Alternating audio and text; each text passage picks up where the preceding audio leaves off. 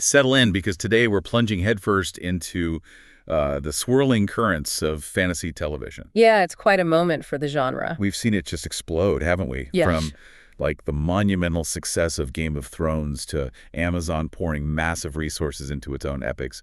Hollywood is clearly buzzing with fantasy. It really is. But what's truly going on behind the scenes at Amazon? Especially after, well, some unexpected news hit. It's a fascinating period, isn't it? We're seeing studios and Amazon in particular really rethinking their entire strategy when it comes to this kind of high fantasy content. That's the heart of our deep dive today. What's the real story behind Amazon's fantasy stuff? We're going to unpack the, let's say, surprising cancellation of The Wheel of Time. Which caused quite a stir. Definitely. And then dive into the buzz around two new fantasy series, Powerless and Fourth Wing. Our goal is to figure out why these new shows aren't simply replacements for Wheel of Time, you know. Right. Different beasts entirely. And what Amazon's new game plan really means for you, the fantasy fan. And to help us navigate this, we've pulled insights from a recent Screen Rant article, plus all the really passionate fan discussions it kicked off. Gives us a direct line to how people are feeling. Yeah, and what's particularly revealing here is how Amazon's initial strategy seemed so, well, say clearly modeled on that post-Game of Thrones era.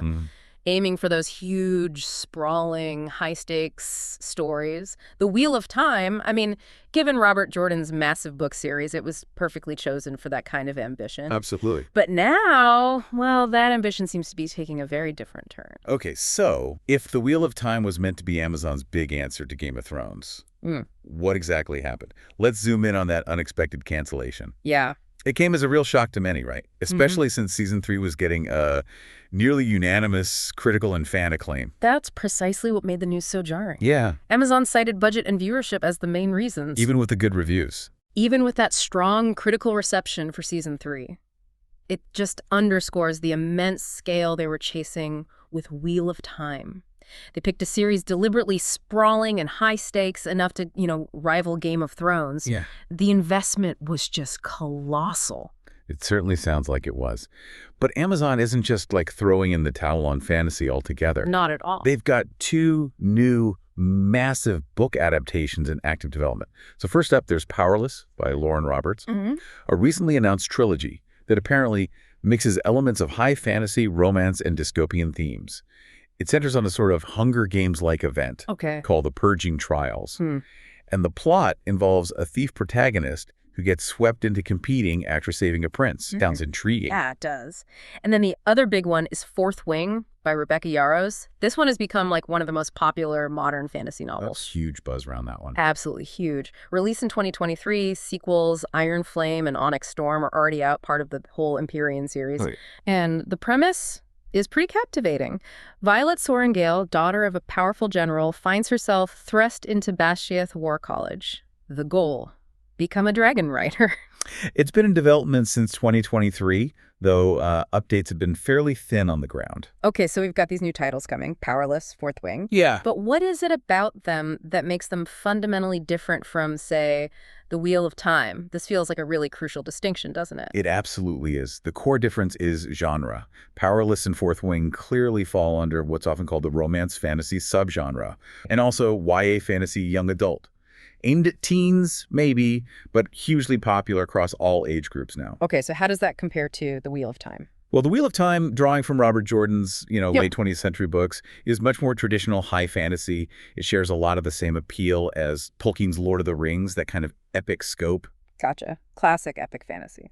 But the 21st century has really seen something different emerge. We've seen YA and romance fantasy just like spreading like wildfire on TikTok and other social media. Yeah, BookTok is huge for that stuff. Totally. It's bringing genuinely fresh perspectives and a different kind of engagement to fantasy.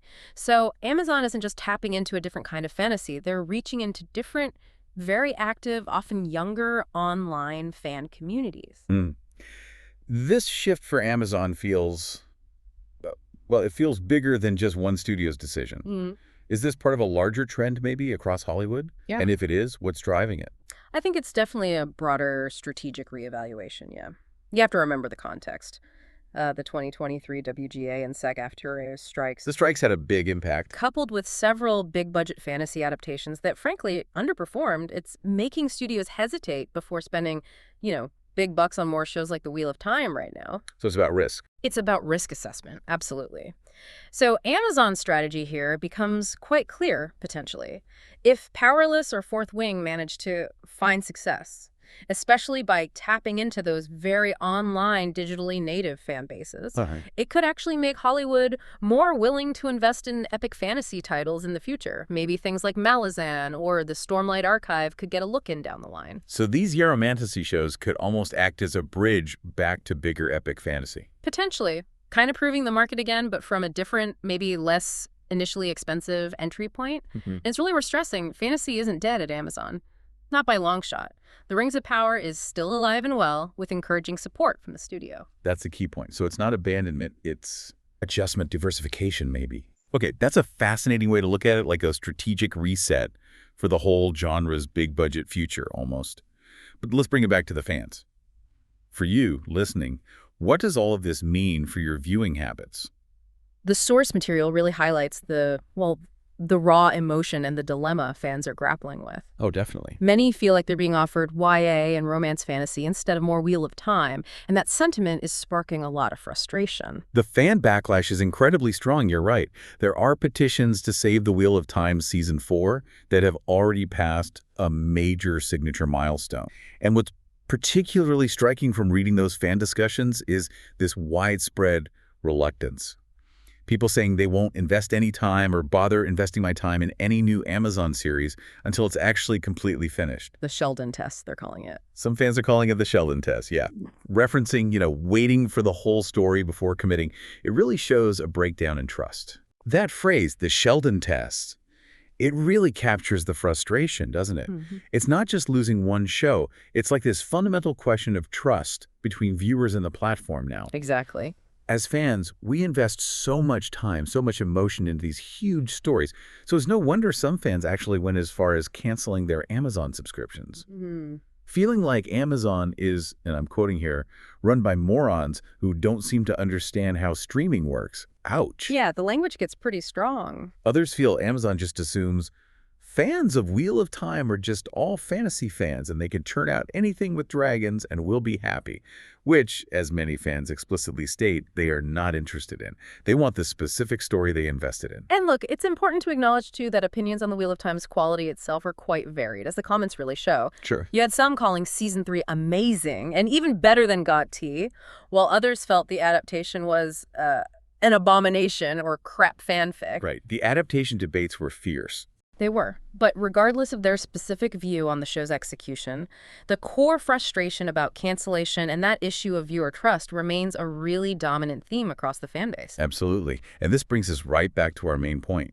These new shows, Powerless, Fourth Wing, they're not designed as Wheel of Time replacements. Not in genre, not in tone. Not at all. They represent a distinct, intentional new direction for Amazon's fantasy slate.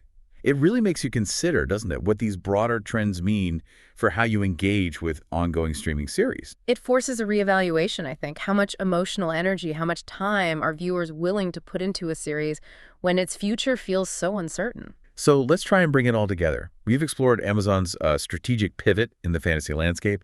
We're seeing this shift away from the massive epic fantasy shows aiming to be the next Game of Thrones towards a significant investment in these burgeoning YA and romance fantasy subgenres. It's a clear strategic move, definitely. They're aiming to find new paths to success in what's become a highly competitive streaming world. And while, yes, the Wheel of Time's cancellation was a huge blow to many, many fans, Undeniably. Amazon is clearly still deeply invested in fantasy as a genre, just maybe with a different approach for now, one that recognizes the power of these diverse subgenres and those really dedicated online communities. Okay, so this leaves us with a final, maybe provocative thought for you to mull over. In an era where streaming services are canceling shows, even popular ones, and constantly shifting their genre focus, what responsibility do studios truly have to viewers for actually completing the stories they start? That's the million-dollar question, isn't it? And for you as a dedicated viewer, what's the real value proposition of starting a new series if there's absolutely no guarantee it will ever reach its conclusion? Something to ponder perhaps as you choose your next deep dive.